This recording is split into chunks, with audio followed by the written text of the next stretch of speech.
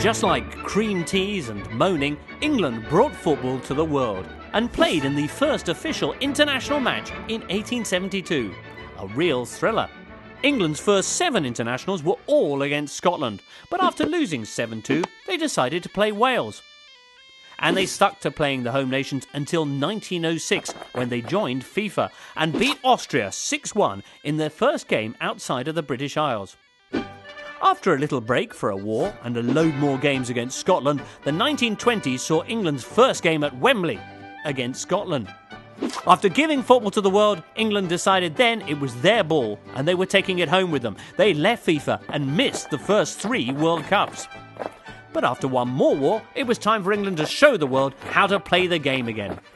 They rejoined FIFA and finally played their first World Cup in 1950, where they lost to the USA and got knocked out early. 60 started with England once again refusing to play a tournament. They didn't enter the first European Championship, which is a shame because neither did Italy or West Germany, so they could have won it. When they did take part, they got knocked out by France in the preliminaries. 1966 saw the next World Cup. England made it to the finals where they faced West Germany. Shockingly, they won 4-2 with the help of a goal that definitely went over the line. Their manager Alf Ramsey became a hero. Normal service resumed in the 1970s, where after a big loss to West Germany, England failed to qualify for another tournament that decade. So it was time to sack Alf Ramsey and replace him with dodgy Don Revie, who soon fled England to take a job in the footballing hotbed that is the Middle East. The 80s saw a huge turnaround, where England actually qualified for some tournaments, where they played pretty badly. The highlight was a quarter-final defeat to Argentina in the 86 World Cup. And on to the 90s, where football finally came home to Germany. Bobby Robson got England to the semis of Italia 90, where they lost to West Germany.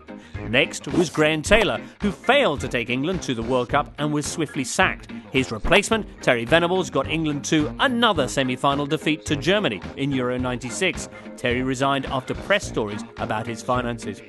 In 98, the clean-cut Glenn Hoddle took England to a World Cup defeat by Argentina, but he was soon sacked after some interesting statements about karma. Kevin Keegan did all right, but walked out after getting beaten by Germany. The 90s also saw England's first foreign manager, Sven-Göran Eriksson. He got England to a couple of tournaments where they played terribly and was quite the philanderer.